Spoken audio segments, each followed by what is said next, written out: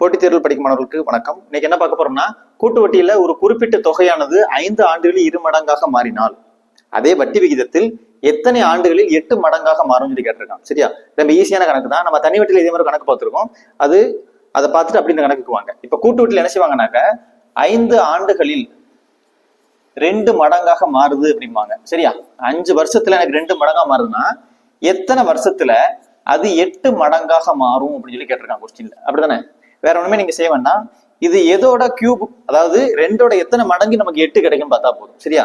2ஓட 3 மடங்கு, 2 3 பிரிக்க பாருங்க. 2 × 2 × 2 8 கிடைச்சிருச்சா? அப்ப 2ஓட 3 மடங்கு தான் எனக்கு 8. அதை அப்படி இந்த 5ஓட பெருக்கிருங்க. 15 ஆண்டுகளில் எனக்கு 8 மடங்காக மாறும். அப்ப எனக்கு ஆன்சர் 15 ஆண்டுகளில். ஓகேவா? தேங்க்யூ.